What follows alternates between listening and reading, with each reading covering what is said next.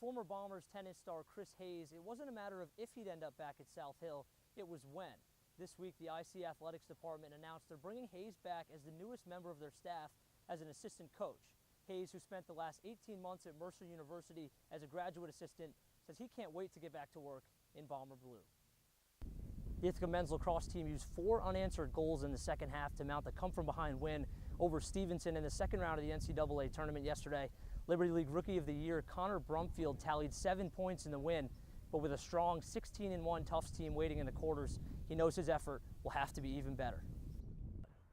Butterfield Stadium was electric this November when the Bombers captured their first Cortica Jug in nearly a decade. But after failing to make the NCAA tournament and with spring practice right around the corner, head coach Dan Swanstrom says his team is as motivated as ever.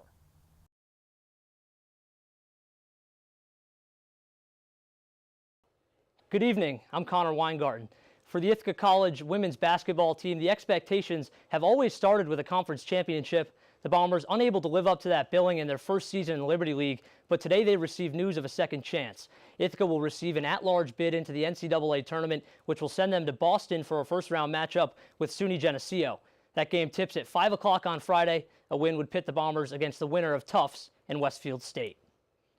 For Cornell women's hockey, they've been gearing up this week for an ECAC semifinal matchup with second-seeded Colgate. The Big Red are fresh off a 2-1 series win over Princeton and are looking to punch their ticket into the conference finals. Cornell and Colgate have split the series to this point. Let's head over to Cheel Arena and see if the Big Red could break the tie. We're going to start in the first period here, no score. Cornell working it around the offensive zone.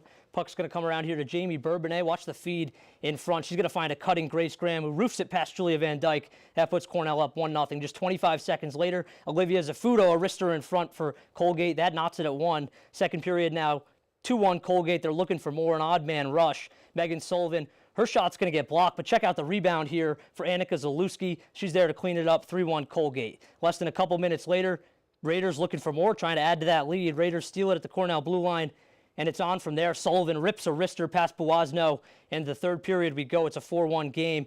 Pippi Gerasi, Cornell really needs a goal here. She finds Kendra Neely at the top. That wrister finds top shelf. Bass Van Dyke, it's a 2-goal game. Less than a minute later, Cornell trying to mount the comeback. They strike again. Tons of pressure here in the Colgate zone. The puck's going to come around to Kristen O'Neill. Backhand, forehand, dangle, snip, top cheese. That makes it 4-3 Colgate. Later in the third, Cornell finally try to complete the comeback. It's going to be Pippi Gerasi again. An and one type play here. She takes the hit, but the rebound good for Surter. She cleans it up for the rebound. That knocks it up at 4. Just a few seconds later, though, Colgate breaks the hearts of the Big Red. Jesse Eldridge. How's that for a clutch time goal? And Colgate's going to move on to the ECAC final. And for the Big Red, goals were scored by 4 different players in that loss. Pippi Gerasi and Jamie Bourbonnais, they each tallied 2 assists as well. Cornell's going to have to wait and see after that loss if they can snag an at-large bid into the NCAA tournament. The Ithaca men's lacrosse team began their 2018 season on Wednesday as they welcomed Lycoming College to Higgins Stadium.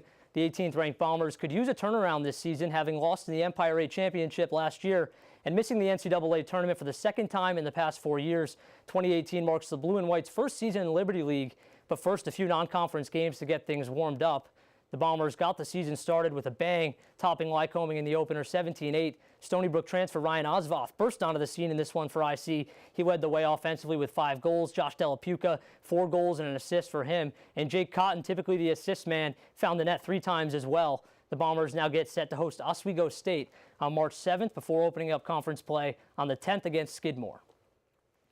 If you've been following the NFL free agency discussion lately, then you know one of the most sought-after quarterbacks on the block is Washington Redskins QB Kirk Cousins. Cousins is entering his 8th season in the NFL, and he's looking for a big payday. Among some of the teams to have offered Cousins a deal are the Minnesota Vikings, the New York Jets, and the Buffalo Bills. It's also been reported that whichever team Cousins ends up signing with is going to pitch him an offer that could make the 29-year-old the highest-paid quarterback in the league.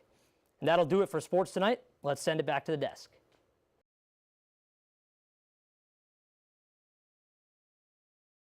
It's a long journey back to the top for the Cornell men's lacrosse program. In 2013, the Big Red were in the national semifinal game, just minutes from a national championship appearance. The goal now is to find their way back. Peter Milliman is entering his first full season as interim head coach for Cornell, and he says any success will have to start with the upperclassmen. I think the biggest component of our success is going to revolve around the senior leadership. The starters are certainly, important, but I think our senior leadership is going to be significantly more important. Rob Pennell, now a professional lacrosse player for the New York Lizards, held the NCAA record for career points at the end of that Final Four run and was instrumental in elevating the program.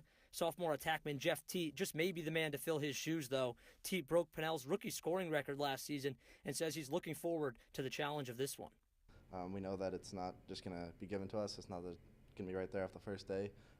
February 17th is our first game, and it's going to be a long way to get there, but we know what it takes, and it's going to be a long road, and we're excited for that journey. And while all eyes will be on Teat atop opponent scouting reports, he knows he'll have plenty of help from his teammates. There's so much depth in our offense, and there's so much diversity that we have going on in our offense that it doesn't really matter what they do to a certain person in our lineup. That we're gonna put up goals, we're gonna put up numbers no matter what. One of those teammates is fifth-year senior goalie Christian Knight, who did not play last season due to injury. He's been around the block and back with this program and says he's excited to run it back one more time. It's an honor and a privilege to have been around here for 5 years. I've been on a number of different teams, some with a ton of talent, some that didn't have as much talent but played well together. I've kind of seen it all, and I'm definitely excited for one last go at it. I know this team's pretty special. As far as goal setting goes, Cornell is keeping it simple. Yeah, I want to win an Ivy League championship, and I want to win a national championship. How does Cornell get there? Milliman says it comes down to the little things. We're looking to work as hard as we can on the details and being a sound fundamental team on a daily basis, and I think that in the long run will translate onto game day. In his first full season as head coach at Cornell, Pete Milliman and his Big Red squad are trying to eclipse the 500 mark for the first time since 2015. That journey will get started Saturday on the road at Colgate before returning right here home at Sholkoff against Hobart. Reporting from Sholkoff Field for Sports Final, Connor Weingarten, ICTV.